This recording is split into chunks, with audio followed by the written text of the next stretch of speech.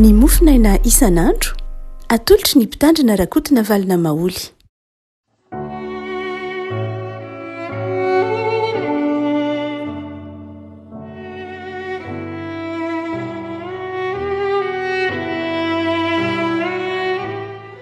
Falimaraba antsika ry havako malala tratry ity alarobia 7 ny volana jona ity.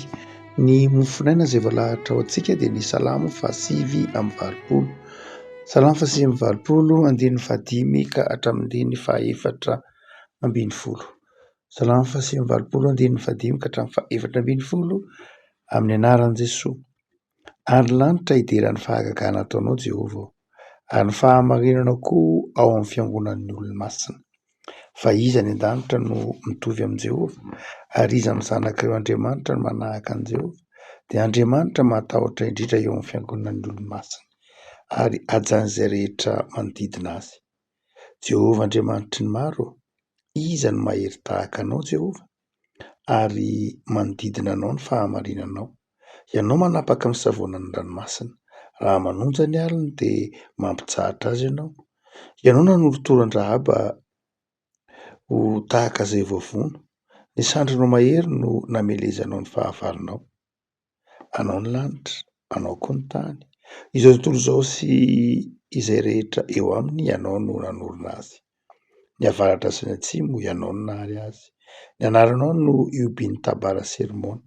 Manantsandry mahery ianao, mahery ny tananao avy sy ny tananao ankavanana. Rariny sy fitsarana no fanorenan'ny seza fiandriananao, famindrampo sy fahamarinana no mialoha ny tavanao. Ray masonao, manamasinana ahy amin'ny fahamarinana, ny teninao no fahamarinana. Amen. Tononkira izay araka ny voalaza nataon'ny entana Ezraita ity eto ampelantanantsika ity ry havako, ary maneho ny fahalehibiazan'Andriamanitra, maneho ny fahatsaran'Andriamanitra mihitsy koa aza sy ny fahefan'Andriamanitra ity eto ampelantanantsika ity. Ny 15 ka hatramin'ny 4:20 dia miresaka ny toetran'Andriamanitra sy ny fahalehibiazany manokana, ka miseho amina lafin-javatra 3 mazava tsara. Ny voalohany dia ny herin'Andriamanitra eo anivon'ny zavaboary. Asehony fa izao tontolo izao sy izay rehetra eo aminy dia Andriamanitra no nahary azy. Andriamanitra manana fahefana feno amin'ny zavaboariny. Andriamanitra manana fahefana feno, ary tsy hoe nahary izao tontolo izao sy ny zavaboary ihany Andriamanitra, fa mitondra izany zavaboary izany amin'ny fahendreny, ary tsisy miafina amin'Andriamanitra mihitsy ny amin'ny zavaboary izay rehetra manodidina izany zavaboarin'Andriamanitra izany.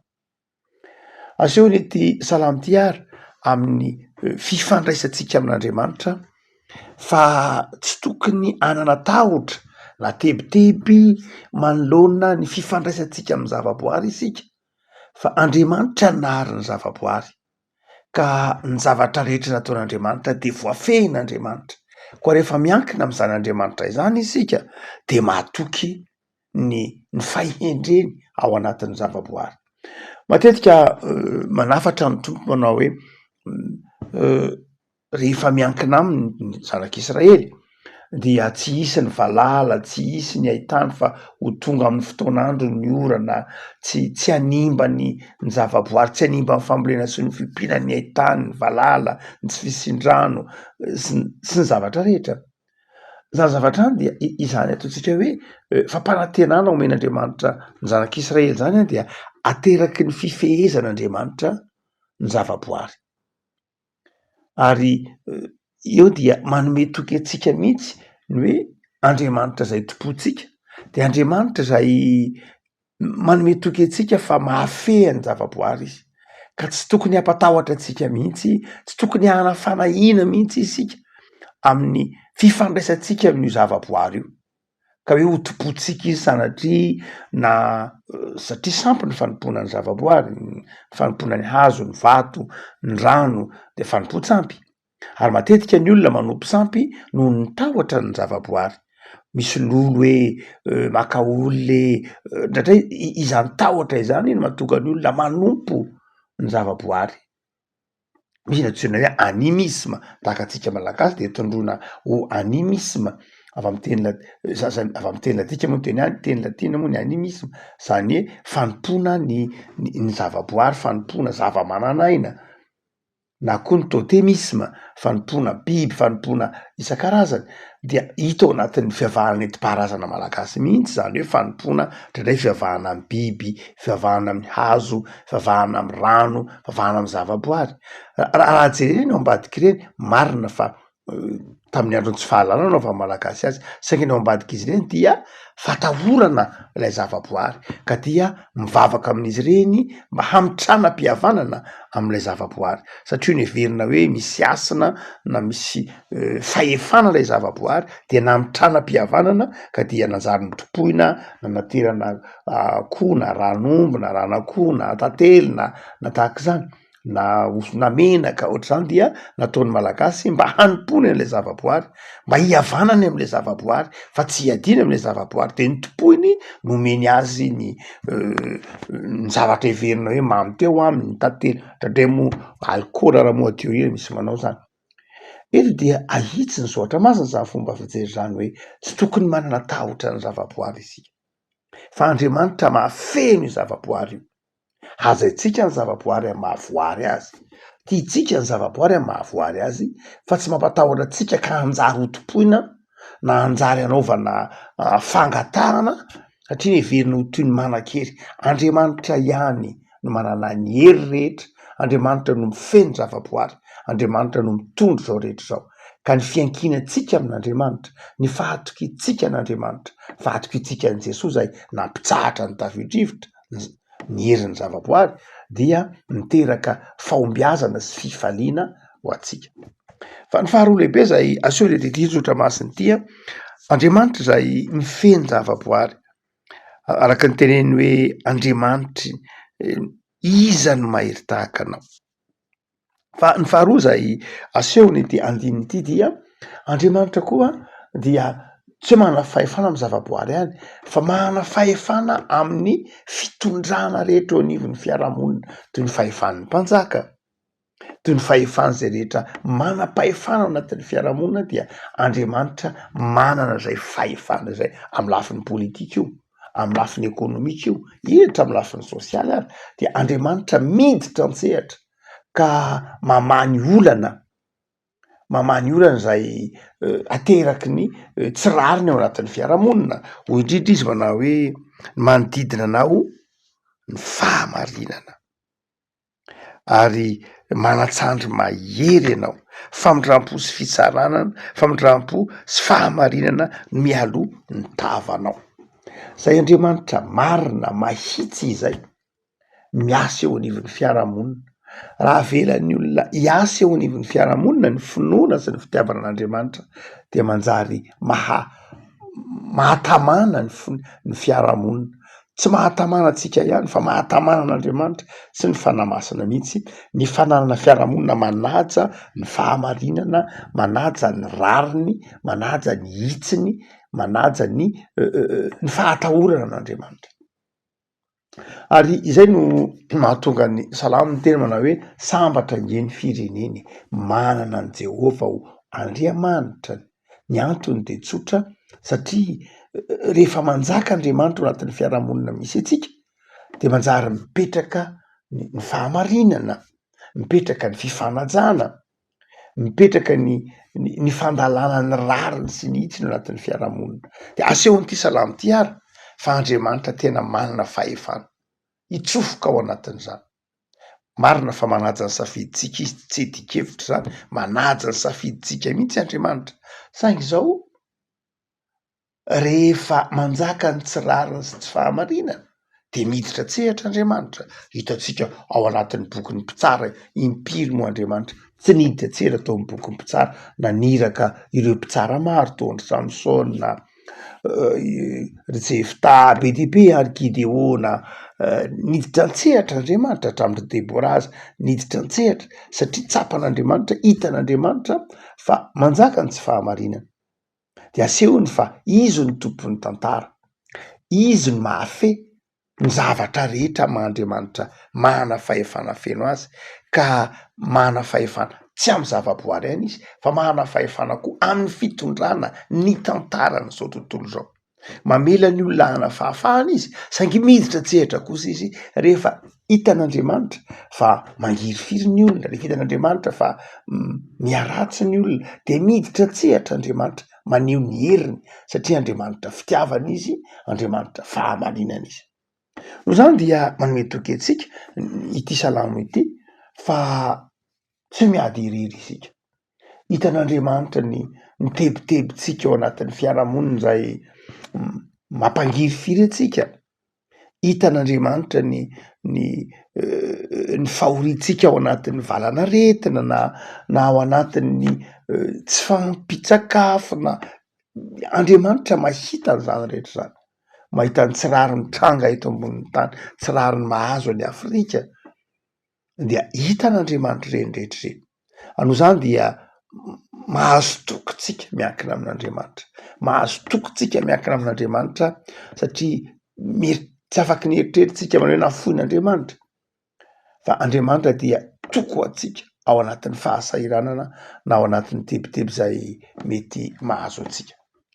Fa ny fahatelo zay asehony etehirizitra oatra masiny ity momba ny fahefan'Andriamanitra dia asehony fa Andriamanitra ihany koa dia manan-kery sy manam-pahefana amin'ny fahavalotsika. Amin'izay mety ho fahavalon'ny mpanompon'Andriamanitra.